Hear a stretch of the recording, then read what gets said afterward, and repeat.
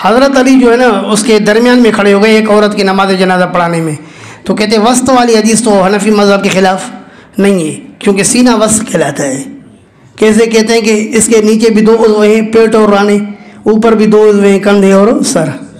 चलो बाबू तकबीर अवल जनाजा, जनाजे पर कितनी तकबीर होनी चाहिए? शियों के नज़दीक 5 है कि नहीं? और मुसलमानों के नज़दीक कितनी है?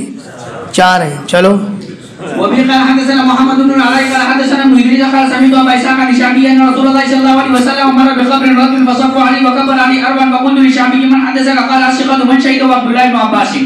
वबी क़ाल हदसना अबुल वलीद अत-तयालिसी क़ाल हदसना शुअबा क़ाल व हदसना मुहम्मद इब्न मुसन्ना क़ाल हदसना मुहम्मद इब्न जाफ़र अन शुअबा अन अम्र इब्न मुर्रा अन इब्न अबी लैला क़ाल काना ज़ैद इब्न अरक़बा युकब्बिरु अला जानाइज़िना अर्बअन व इन्नहु कब्बरा अला जनाज़तिन ख़म्सन फसअलतु फ़क़ाल काना रसूलुल्लाह सल्लल्लाहु अलैहि वसल्लम युकब्बिरु व क़ाल अबू दाऊद व अना हदीस इब्न मुसन्ना अक़बल।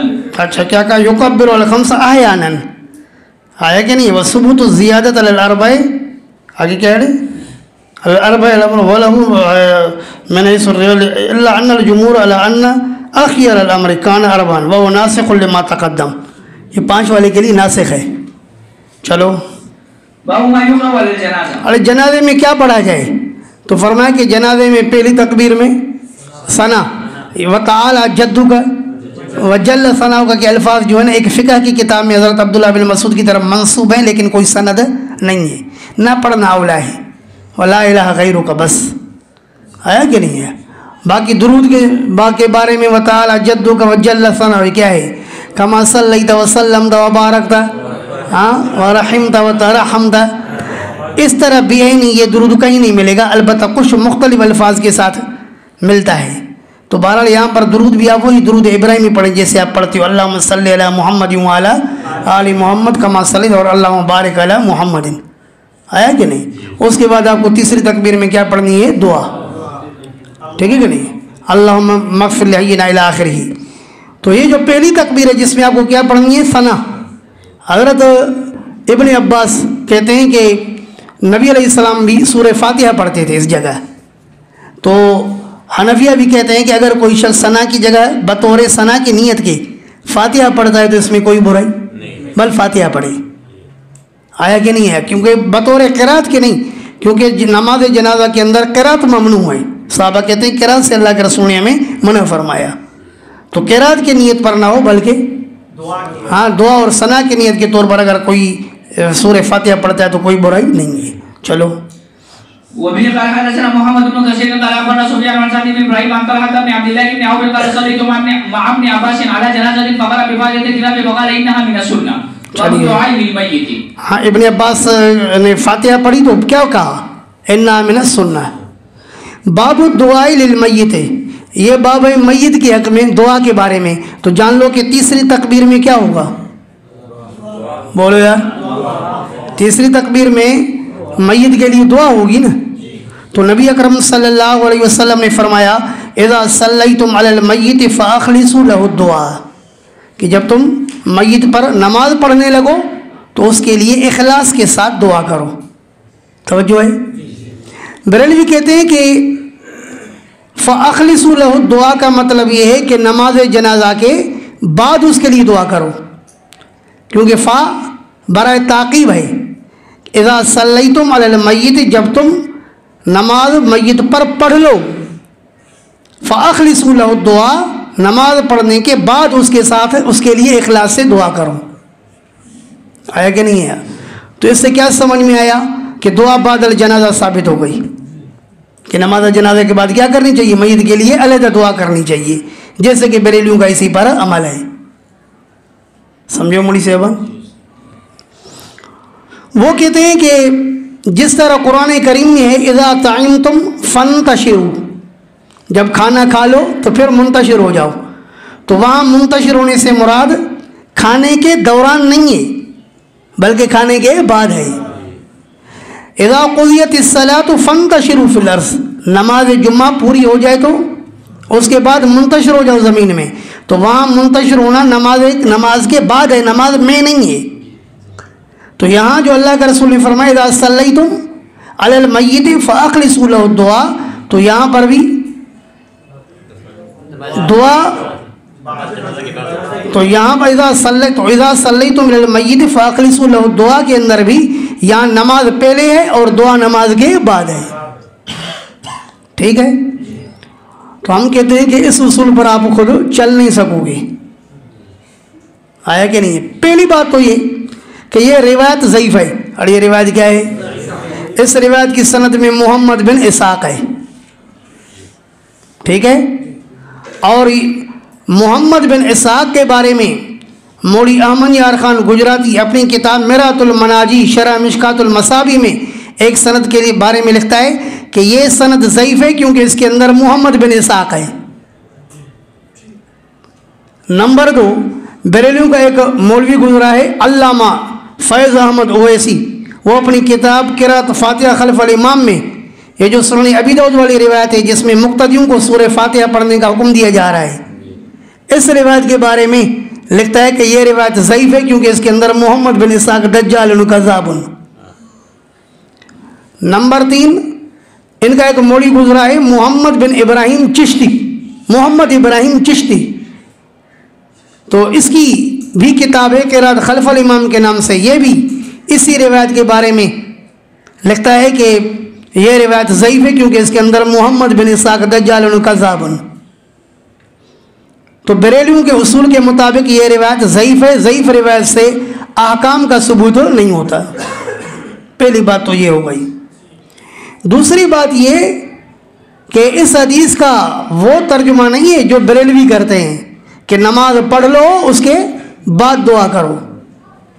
फिर हम कहते हैं कि कुरान जो कहता है इज़ा क़रअतल क़ुरआन फ़स्तइज़ बिल्लाह, कि जब तू कुरान पढ़ ले, अब बरेलियों के उसूल के मुताबिक तर्जुमा बता रहा हूँ, इज़ा क़रअतल क़ुरआन फ़स्तइज़ बिल्लाह, जब तू कुरान पढ़ के ख़त्म करे उसके बाद औज़ु बिल्लाह पढ़ो। नहीं समझे? अच्छा, कुरान ने क्या कहा? इज़ा क़ुरिअल क़ुरआन फ़स्तमिऊ लहू व अंसितू, जब कुरान पढ़ा जाए तो उसको कान लगा करके सुनो और ख़ामोश रहो। अब बरेलियों के उसूल के मुताबिक तर्जुमा क्या हो गया कि जब कुरान पढ़ा जाए, बल्कि जब कुरान पढ़ करके ख़त्म किया जाए उसके बाद कान लगा करके सुनो और फिर खामोश हो जाओ। सही मुस्लिम में हदीस है, नबी अकरम सल्लल्लाहु अलैहि वसल्लम ने फरमाया कि इज़ा सल्लैतुम फ़अक़ीमू सुफ़ूफ़कुम, जब तुम नमाज पढ़ लो, बरेलियों के उसूल के मुताबिक तर्जुमा, जब तुम नमाज पढ़ लो, नमाज पढ़ने के बाद सफ़े सीधी करो। हदीस की किताब अस्सुनन कुबरा अल-बैहक़ी में अल्लाह के रसूल ने फरमाया इज़ा सल्लैतुम फ़क़ूलू अत्तहिय्यातु लिल्लाहि वस्सलावातु वत्तय्यिबात।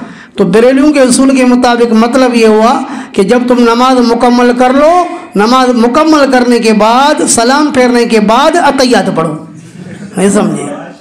और इसी तरह हदीस की किताब अल-मुअज्जम अल-औसत में आया इज़ा सल्लैतुम फ़अौजिज़ू, जब तुम नमाज पढ़ लो, बरेलियों के उसूल के मुताबिक जब तुम नमाज पढ़ के ख़त्म करो उसके बाद नमाज को मुख्तसर करो, ना नमाज होगी ना इख्तिसार होगा। नहीं समझिए बात? अब हम मतलब बताएंगे कि इस हदीस का मतलब क्या है। अस्सुनन कुबरा अल-बैहक़ी में रजुलुम मिन सहाबा, सहाबा में से एक मर्द से मरवी है, वो कहते हैं कि नमाज जनाजा के अंदर तरीक़ेकार ये है कि पहली तकबीर के बाद सना पढ़े, दूसरी तकबीर के बाद वो कहते हैं कि सलात पढ़े युसल्ली अला नबी सल्लल्लाहु अलैहि वसल्लम, और तीसरी तकबीर के बाद युखलिसु दुआ लिल मय्यित, क्या करें? मय्यित के लिए इखलास के साथ दुआ करें। दर हकीकत ये तर्जुमा कर रहा है इज़ा सल्लैतुम अलल मय्यित फ़अख़लिसू लहू दुआ का। नहीं समझे बात? इन्हीं अल्फाज का तर्जुमा किस तरह करता है कि तीसरी तकबीर के बाद युखलिसु दुआ लिल मय्यित, अब मय्यित के लिए हाँ दुआ करे, इखलास के साथ दुआ करे। तो पता चला कि इस दुआ से मुराद क्या है? नमाज के अंदर की दुआ है यार, नमाज के बाहर की दुआ मुराद नहीं है। समझे वो बात या नहीं? नीज़ इसी हदीस पर हज़रत इमाम अबू दाऊद रहमुल्लाह ने, बल्कि हज़रत इमाम इब्न माजा रहमुल्लाह ने यूँ बाब कायम किया कि बाब मा जा फ़ी दुआ लिल मय्यित फ़ी सलातिल जनाजा, के बाब है उस दुआ के बारे में जो नमाज जनाजा के अंदर मय्यत के लिए आइए। फिर हदीस नकल की इज़ा सल्लैतुम अलल मय्यित फ़अख़लिसू लहु दुआ, तो माना इब्ने माजा के नज़दीक हदीस का तर्जुमा ये है कि ये दुआ कहाँ पढ़नी चाहिए, नमाज के अंदर पढ़नी चाहिए। नीज़ हज़रत इमाम बैहक़ी रहमहुल्लाह मुतवफ़्फ़ा 458 ने भी अस्सुनन कुबरा बैहक़ी में बाब कायम किया, बाबु दुआ लिल मय्यित फ़ी सलात, कि बाब है मय्यत के लिए दुआ के बारे में, कहाँ, नमाज के अंदर। तो इससे क्या समझ में आया कि इमाम बैहक़ी रहमहुल्लाह के नज़दीक भी इस हदीस का क्या मतलब है कि नमाज के अंदर की दुआ मुराद है। हज़रत अल्लामा इशबीली रहमहुल्लाह, ये 580 का मुतवफ़्फ़ा है। हज़रत अल्लामा ज़हाबी रहमहुल्लाह ने सियर व आलाम नुबला में इसकी बड़ी तारीफ़ की है। ये अपनी किताब अल अहकामुल कुबरा में इसी हदीस के ऊपर उन्वान कायम करता है, तर्जुमतुल बाब कायम करता है, बाब दुआ लिल मय्यित फ़ी सलात। तो गोया कि ये बताता है कि इस हदीस से कौन सी दुआ मुराद है, नमाज के अंदर वाली दुआ मुराद है, सलाम फेरने के बाद की दुआ मुराद नहीं है। नीज़ सरखेल अहनाफ हज़रत इमाम बदरुद्दीन आइनी रहमहुल्लाह अपनी किताब शरह सुनन अबी दाऊद में लिखते हैं, मिनल फ़िक़्ह, इस हदीस से जो फ़िक़्ह मालूम हो रही है वो ये मालूम हो रही है कि अन्नल मय्यित युदआ लहू फ़ी सलात लाकिन बिल इख़लास, कि मय्यत के लिए नमाज के अंदर दुआ की जाएगी लेकिन किसके साथ, इख़लास के साथ। तो पता चला कि मुहद्दिसीन के नज़दीक इस हदीस का वो मतलब नहीं है जो बरेलवी ने समझाए कि सलाम के बाद, बल्कि इस दुआ से मुराद तीसरी तकबीर वाली दुआ मुराद है। आया कि नहीं है। नीज़ फ़ुक़हाए किराम के अगर आप दरवाज़े पर आएंगे तो हज़रत इमाम अबुल माली रहमहुल्लाह मुतवफ़्फ़ा 616 है, इसने अपनी किताब अल मुहीतुल बुरहानी में लिखा है, ला यक़ूमु रजुलु बिद्दुआए बाद सलातिल जनाज़ा लिअन्नहु दआ मर्रतन। हज़रत फरमाते हैं कि नमाज जनाजा के बाद दोबारा कोई दुआ के लिए खड़ा नहीं होगा, इसलिए कि वो दुआ एक दफ़ा कर चुका है ना। हज़रत अल्लामा मुल्ला अली कारी रहमहुल्लाह हनफिया के सरखेल मुतवफ़्फ़ा 1014, ये अपनी किताब मिरक़ातुल मफ़ाती शरह मिशकातुल मसाबी में फरमाते हैं कि ला यदउ बाद सलातिल जनाज़ा लिअन्नहु युशबिहु ज़ियादत फ़ी सलातिल जनाज़ा। हज़रत फरमाते हैं कि नमाज जनाजा के बाद कोई भी दुआ नहीं करेगा। क्यों? इसलिए कि ये नमाज जनाजा में ज़्यादती के मुशाबे है। नमाज जनाजा के बाद कोई दुआ नहीं करे वरना ये क्या हो जाएगा, नमाज के जनाजा के अंदर ज़्यादती के मुशाबे हो जाएगा, जबकि नमाज जनाजा में ज़्यादती जायज़ नहीं है, तो लिहाजा सलाम के बाद दुआ करना भी जायज़ नहीं है। हज़रत इमाम इब्ने नुजैम रहमहुल्लाह मुतवफ़्फ़ा 970 अपनी किताब अल बहरुर राइक़ में फरमाते हैं, ला यदउ बाद तस्लीम कमा फ़िल खुलासा। फरमाते हैं कि सलाम के बाद, नमाज जनाजा के सलाम फेरने के बाद कोई शख्स दुआ ना करे, और यही बात कहाँ लिखी है, कमा फ़िल खुलासा, खुलासा के अंदर लिखी है।